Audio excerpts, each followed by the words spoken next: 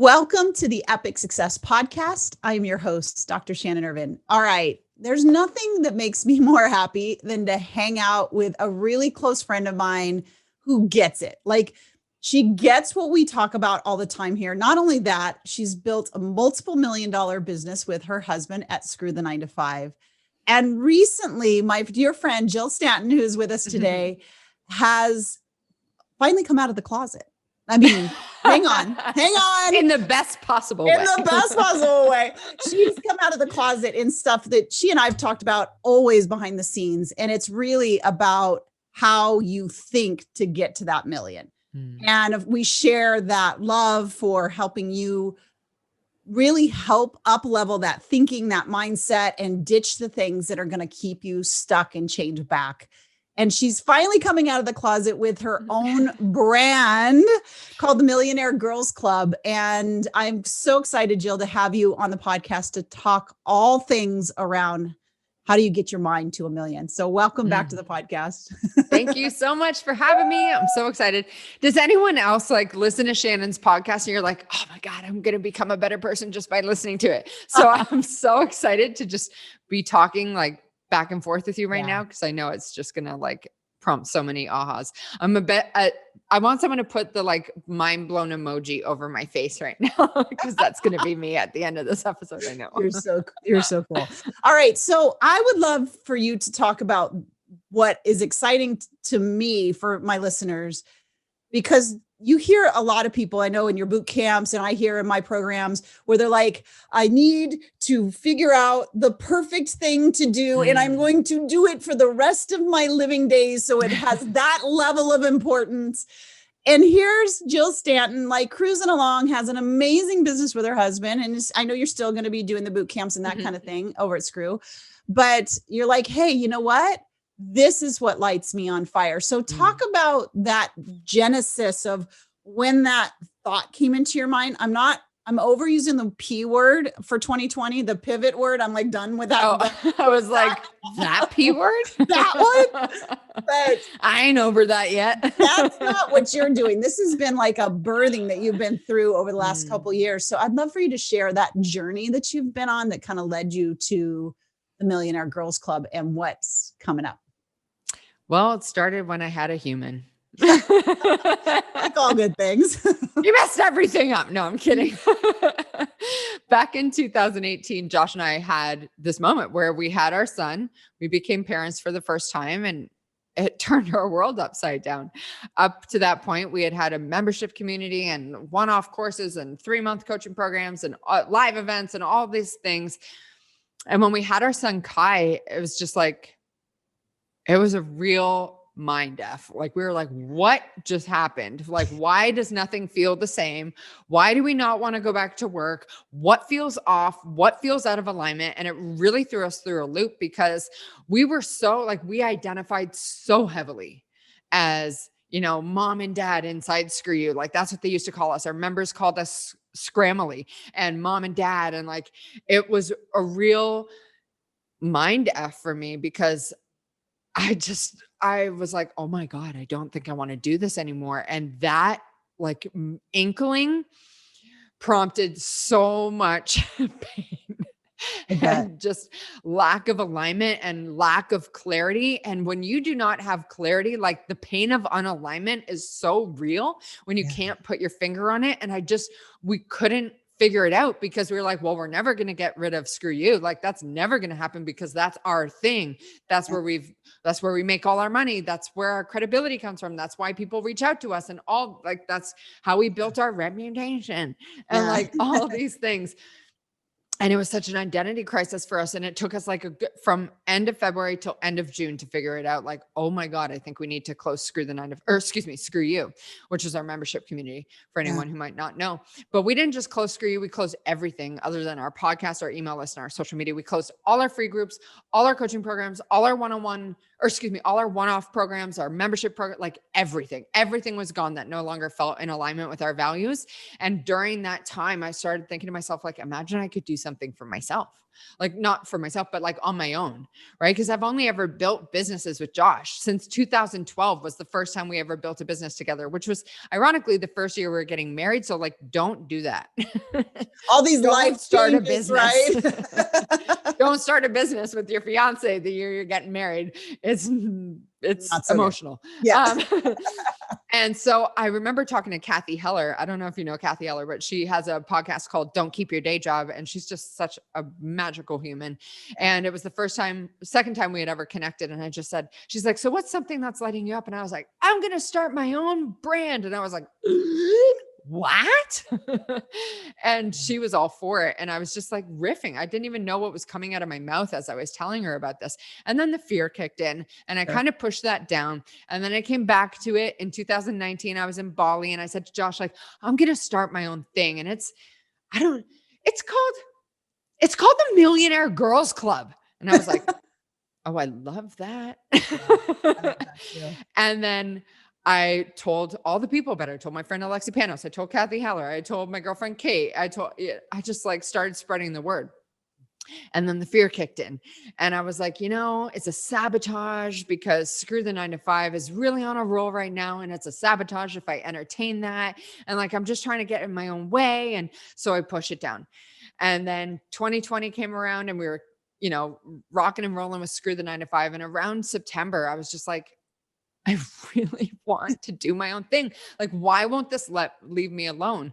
Not that I don't love doing stuff with Josh, but I don't want to run every idea by him. I don't want to run every decision by him. I want to call the shots and like be in charge of all the things. And while we have such a good dynamic, like we're so yin and yang. And so it works really, really well for us. I just love the idea of doing my own thing, talking about the stuff I want to talk about all the time to the women I want to talk about and create badass experiences for the women I want to connect. Essentially, I connect women who want to make millions. And I've always just had this thing that I do with all my friends. I just bring my friendship groups together. Yeah. And it's been the case since university. And then I was a bartender and I would always introduce my customers. And I just love that side of things. And so I was saying to Josh, what if my brand could just be connecting women who want to make millions or who are already making millions? And what happens if I could create really rad experiences for them and host retreats? And I would be in the room with people who are where I want to be, people who match my future and not my past. And as I'm talking this out, I was like, F it, go time. I'm just going to do it. Yeah. And he was super supportive of it. He was, I think probably because he's like, what? I get full decision-making power inside Screw the 9-to-5. You should totally go do it. But I finally gave myself permission in October of 2020. And honestly, Shannon, it's just been a process of peeling back the layers of all the beliefs that no longer serve me and all the feelings I have and all the fears I have, because I had years, close to 10 years straight of being mercilessly bullied in school and just really humiliating, degrading things. And now to step into an arena where I'm serving women, I'm just coming up against all the resistance and all the feels. And yeah, I'm still pushing forward for some crazy reason. So were you like me where in school you were to all the guy friends because it was just simpler to have no. Oh my! Did you have God. All kinds of girlfriends? None of the above. None of the above. Okay. There was no chance I was going to have all dude friends. That was why I was a target, was boys, right? Okay. There, not a chance. I wanted I liked boys. I was such a flirt, which is probably what made me a target. But but I don't know. It just started in grade 5 for me. And I just learned right away, do not stand out. Don't mess with boys. Don't even try. If some girl has claimed him, don't even try that.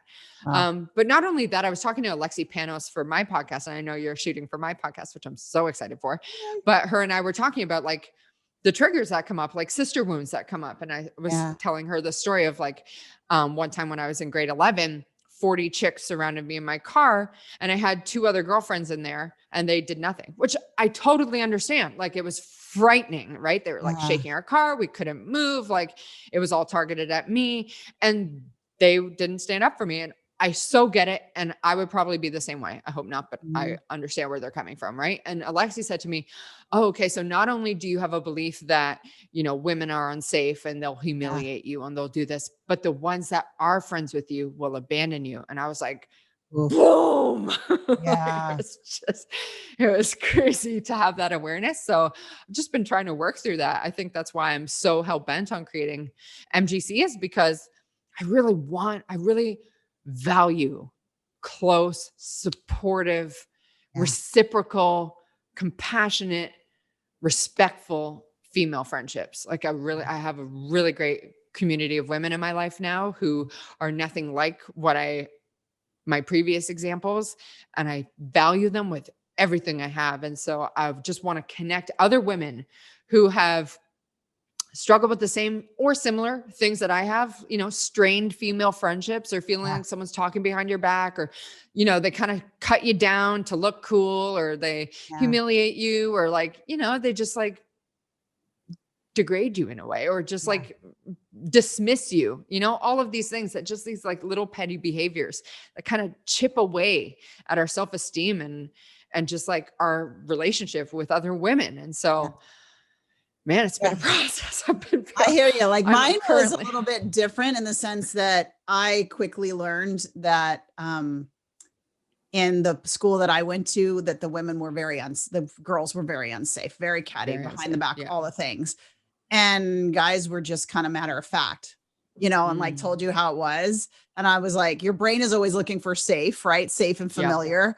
And so my brain was like, these people safe, these people not so much. And it was Mhm. hard for me to create female friendships. And It is. like you, like I was a little wary, but I knew like I was missing out on something so deep. Because Mhm. I mean, I'm thinking about conversations you and I've had over the years, and different strong, driven, amazing Mhm. entrepreneur badasses, right? Yeah. That are crushing it, but yet have similar fears, like Yes. if you heard Jill telling her story, she talked about how many times that she stopped and she was afraid and she worked through it and she was thinking about it and her brain was trying to say like, no, no, no, no, no, don't. But she couldn't let it go and she kept coming Mhm. at it.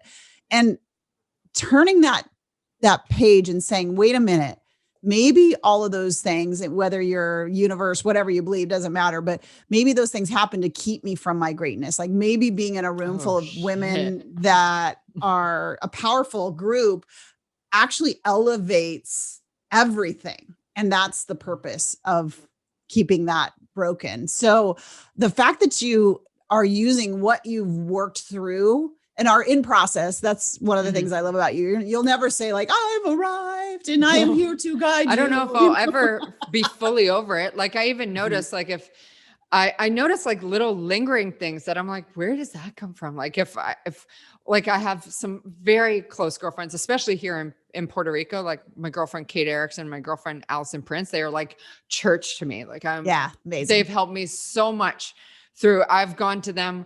They're probably so sick of me talking through my feelings because I'm like, can I talk through one more thing with you? But Yeah. they've been amazing. And I've even noticed like if someone sees a message and doesn't respond for like a few days, I'm like, oh my God, did I say something wrong? Like it's an Mhm. immediate trigger for me. Like I must have made them mad, Yeah. or, here we go again.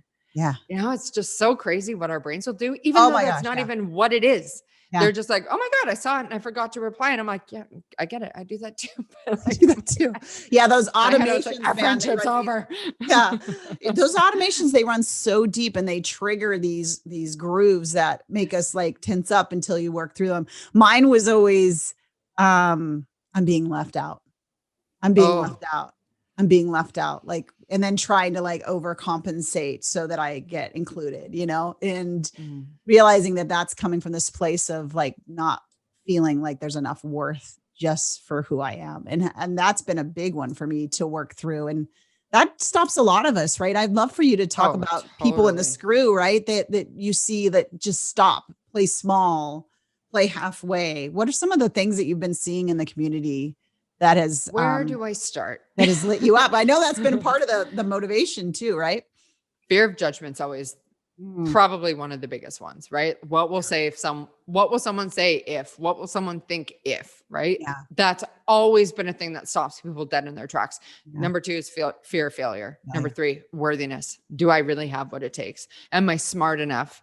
Am I pretty enough to be on camera? Am I old enough, young enough, techie enough, savvy enough, connected enough, all of those kinds of, really, it's just an enough problem. Yeah. But I would say those 3 things are always the biggest ones that I see popping up all the time. Fear of judgment, which I totally understand. I get it. Like, I understand what it's like to be judged and to feel unsafe in that environment. And I know that that is the only way. If you do not lean into the discomfort, how are you ever going to become someone who you're proud of? Just go. Okay. Well, you probably don't want to give me a green light for that. I'm not a great editor, so keep going. Bleep. How are we ever going to create or become someone that we're proud of? Right? That we are like, hell yes, I did that. Hell yes, I leaned into the discomfort. Hell yes, I did it, even though I didn't know how to do it. Hell yes, I leaned into the discomfort because who I want to become is so much more important to me than feeling the discomfort of stagnation. Right? That's one thing that I've really been trying to remind myself of is, hell yeah, it's uncomfortable right now.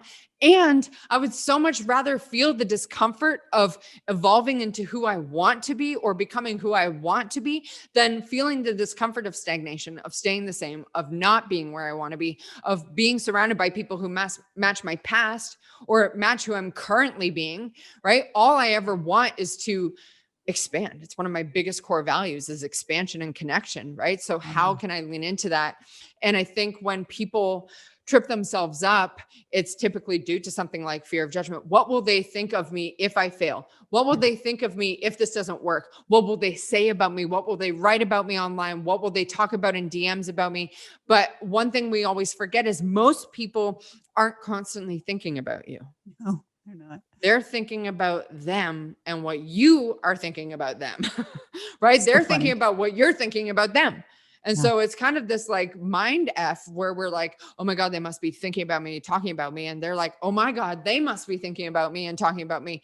And it can really trip us up and just paralyze us, especially in the beginning. Because most people in the beginning, like when people are like, well, I'm not really good at it, or I'm not good at making money. Yeah, that's true. Yeah. Because you've never done it before. That's right. Right. So yeah, you're not really good at it. And you can choose to be committed to getting better, right? Yeah. Like don't judge yourself by a moment, right? When you judge yourself by a moment, by who you are right now, you are saying, okay, this is who I'm always going to be because I'm not committed to growing, or I'm not committed to leaning into the discomfort, or I'm not committed to learning new skills and going through the motions because yeah, you are pretty shitty at making money online when you've never done it before, but that shit is temporary and it's all fixable. Right? If you want it enough, you'll learn the skills necessary. You will go inward. You will uncover those beliefs. You will release them or upgrade them. You will learn the skills of making money online. Like you will do what it takes to change your effing life, because where you want to be is way more important than where you currently are. And I think if you can't make that switch, or if you won't lean into that discomfort, you will always be stuck by the fear of judgment, the fear of failure, and the feeling of not being enough. Oh my gosh. I'm like, almost want to go like amen in the middle of that, because the biggest lie, and I know we agree on this, and it's going to sound like something we actually disagree on, like the word alignment, right? The word alignment is a great thing. And you were talking about it before, but the biggest lie that's perpetuated out in the interwebs is this lie of alignment, meaning if I'm in alignment, I feel comfortable. And that is the biggest BS crap. It's easy. It's easy. It's effortless. You know, you're in the right zone. No. If I'm showing you how your brain works, here's where you are. Here's where you want to go. This is called cognitive dissonance. That's resistance. So if you don't feel resistance, you're not growing. You're staying safe and familiar to exactly where you are right now. So anytime that I'm in a place where I'm feeling like, hey, this is good, this feels good, I'm in the groove, I'm like, whoa, wait a minute. I know what that means. whole lot I know more what that means. uncomfortable. I'm in the pocket, which could be good for a moment or two, and it's okay to be there. But I, like you, share that desire to be we have a company culture value that's ABG, always be growing, always be getting to that next level. And it's okay to enjoy where you are in the pursuit of growing, but no, like it should be known that to get to where you want to do, it's gonna be uncomfortable, and that becoming the norm. Oh, I'm uncomfortable. That means I'm getting somewhere. Versus I'm uncomfortable. That means I'm gonna retreat. I love that, and I always think one thing I've really been coming back to. A few things. I've just been like consuming all the empowering content to like talk me off my own ledge. Yeah. And I always come back to Marissa Peer's make the unfamiliar familiar. Yeah. Like, how can we make the unfamiliar, i.e., learning how to make money online, or making your first 100 grand, or making your first million, or, starting something new, or, putting out a new product, or adopting a new habit, or changing your beliefs, or shifting your identity. Like, how can we make that unfamiliar piece of you familiar so that it becomes more automatic, becomes more just like, that's how it is. And so just one thing I've been trying to make, one unfamiliar thing I've been trying to make familiar is like reaching out to people who I would love to bring into my network and to do. I was telling you, I'm going to do these things called MGC mixers, and they're going to essentially be like happy hours for badass women entrepreneurs that I want to be around. Yeah. How in the, like, reaching out to those women, I've been like, what if they say no? Yeah. Which if someone came to me and was like, yeah, okay, that sounds like a great idea. What if they say no? I'd be like, and? Yeah, but like taking that my own advice, I'd be like, and I'd feel like I'm dying, Jill. I'm gonna die inside. Don't you understand? And then another one is Ed Milet's blissful dissatisfaction. And just like always being blissfully dissatisfied with where we're at and who we're being, right? Because there's always another level of it. There's always a new level of expansion that we can lean into, that we can feel into, that we can become. And so just really adopting that, especially for 2020 has taught us anything, is that your ability to be flexible and agile and go inward and really stay in control of your own thoughts, feelings, and emotions, like your own actions, like that is the ultimate source of power, right? Like your own personal responsibility, like responsibility, your ability to choose your response, like that is your own personal power, man. And it'll set you free every single time. It's everything. It's everything. All right. This question I'm dying to ask you of all of my friends. So, because I know how in gratitude you are at the same time. So explain how you personally hold intention being ridiculously grateful for where you are right now, and at the same time being blissfully dissatisfied, as you said. I've been really working through this. I've had to start my mornings. Like I've started a conscious habit of, so I'm in Puerto Rico right now. So it's very easy to be grateful in December in Puerto Rico because I'm Canadian. So the first thing I think is I'm so grateful that I'm out on the patio watching the sunrise. But I've made it a conscious habit every single morning. I love nothing more than getting up before everyone and just going out with my coffee and sitting on the patio when it's still dark, which says how early I've been getting up, and just starting my day with gratitude. And I'm like starting to set an alarm, not an alarm, a timer, just to make sure I at least, like, I am not stopping until I at least hear the 1 minute timer. So I have to sit there for at least 1 minute and just state everything I'm grateful for. And right now it's like even the smallest thing, like my nanny, Priscilla, who's like a godsend for me right now. Or, the women in my life, that has been such an easy thing to be mad grateful for, or Josh's support and how he's just like taken everything from Screw the 9 to 5 off my shoulders, other than the podcast, which I love doing, and our boot camps, which I also love doing. And just giving me the space and not the permission, not that he would ever think he needs to give me permission, but just like holding space for me to talk through all my feelings, which I'm sure he loves. Yeah. and just like explore this new level of myself and like constantly change my idea. Like I've been constantly changing my mind left, right, and center. Like maybe I'm going to do this. Maybe I'll do it this.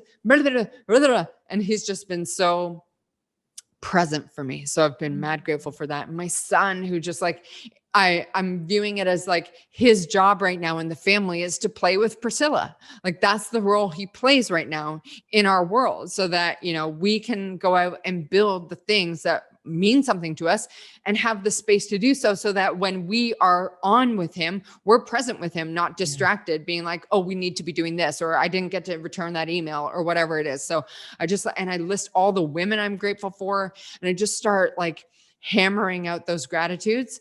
And then blissfully dissatisfied, like I'm nowhere close to where I want to be. Like I'm absolutely nowhere close to where I want to be. And that agitates such a gap and gives me all the feels, because my vision for where I want to go, like I want MTC Experiences to have like 150 women each time, all making over $1 million. I do not know 150 badass women who are all making $1 million, but I'm like, I'm just going to surrender the how, because that's not up to me, and trust that the women who are who want this kind of thing will find their way into my world. And I don't need to worry about the money and how much I'll make and how much I'll need to spend and like none of that. I'm just like surrender, trust, and allow right now. And so I'm just trying to keep in a vibe of that. And watching and appreciating the women who are doing big things, who are like also acting as a mirror, because I'm like, oh, I want to do that. I would never be able to do that. I can do that. If they can do it, I can do it. And so just really being my own cheerleader right now. I'm kind of obnoxious with it, but I need it so badly right now. I love it. And so I'd like to kind of downshift a little bit, because I know my listeners that are listening to us, they're like so connected and experiencing what you talked about earlier in a lot of this. Remember back when you were getting to that 100K mark, right? And how much had to shift in your mind. I'd love for you to kind of talk about what's some of one or two of those big rocks that have to start getting moved in order for that ability to be available for that 6-figure business to happen. Money is a tool. Yes. 100%. That was absolutely one of my biggest shifts. I wish it had come in the beginning. Right. That was not a realization I had before 100K. That was like well over the 500K mark. Yeah. But I wish to God I had that. And if someone had told me that and I'd actually heard it in the right way, it would have set us free. Yeah. Money is a tool. I'm sure you talk about this all the time. I hear it all the time. Money has no meaning other than the meaning you give to it. And I never understood that until I really started going within and really understanding energy and really understanding that money or currency is just energy, right? Like it is a value exchange and it's not bad and it's not good. It's meaningless. It's neutral. The feelings we feel about it are put there by us. Yeah. Which means we're in control of it, which means the second we become aware of it. And I really think it's like absolutely crucial to start acknowledging your current beliefs. That is where you start to just stop acting like a freaking stage 5 clinger with money, right? Like I feel like in the beginning, so many people act like a clingy first date with money. And because you show up that way with money, money is like, nah. Right? Because how many times have we ever, met a cute guy and we're like, oh my God, I wonder if he'll call, or if we should go out again, or he texts you heaps and you're like, yo, stage 5 clinger, I want nothing to do with this. When you like try to white knuckle money, you're being a stage 5 clinger, right? You're being a clingy first date, and money runs away from that kind of thing. Instead, realize that money in, money out. It comes, it goes. There's always more where that came from. And if I wish I had had that awareness in the beginning. And then the second one, I mean, there's so many. Playing to win versus playing to not lose is huge. How many times have we ever shown up in our business and done just enough or made excuses or made just enough to pay the bills or to pay your expenses, but not really pay yourself and certainly not have any profit? Or how many times have you complained, blamed, or justified why you don't have the results you want, the team you want, the friends you want, the relationships you want, the habits you want, the actions you want, the results you want, like any of that, the connections you want, the audience you want, all of it, right? The opportunities you want. And we put that out as like a outside circumstance, and we blame others, or we justify why we don't have that, instead of looking at ourselves and how we are showing up and realizing that we have been playing to not lose. Yeah.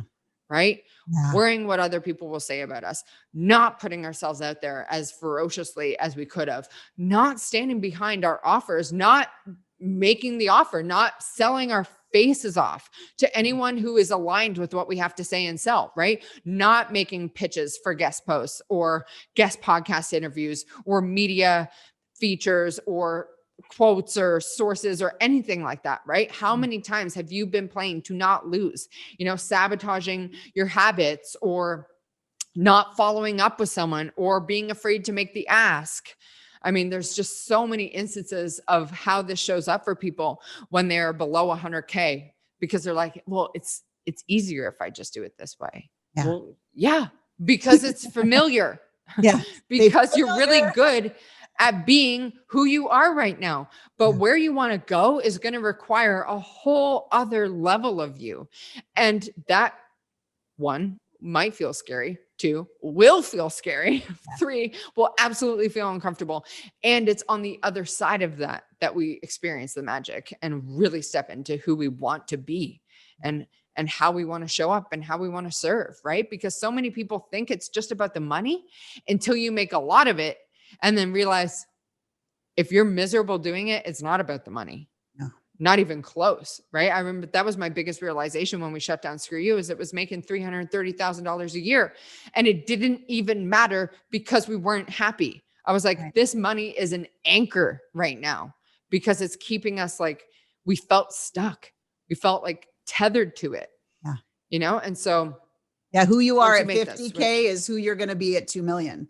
That doesn't 100%. change unless you do. So I love that. I think this is going to be like a mind blown moment for people, because what Jill's saying, and I'm saying it all the time too, is we're always doing it afraid. Like, aren't you? Like, isn't there there's moments where we've done something so often that doesn't feel like going live doesn't scare us and those kind of things.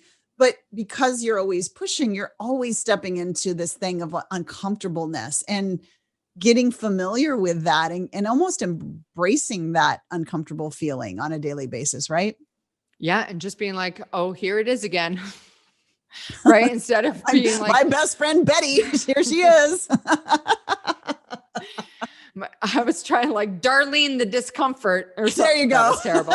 It was terrible. Don't even edit it out. I love it. But I think especially now, because I did get so comfortable and screwed the 9 to 5, right? If nothing else, like, this has been the most beautiful reminder of what it feels like to be wildly uncomfortable and wildly uncertain, right? With Screw the 9 to 5, we know how to make money, right? Like, we're good. We've got systems, we've got the offers, we've got the essential, like, we're good. Yeah. This is a whole, it's a whole other audience. And I don't even know if I would call it an audience, because it's a whole other style of marketing. It's like, it's not ads. It's not like content marketing. It's not traffic generation. It's relationships. Mm-hmm. It's connections and relationships. That's the entire way I'm going to build this, which means putting myself out there to people who scare the out of me. Right. And so it is a whole new level of myself that I've had to call forward, a whole new level of confidence that I've had to embody, and just like showing up and doing it afraid. Like you were saying, like I was on a Zoom call last night with some next level women. And I was like, how did I even get here?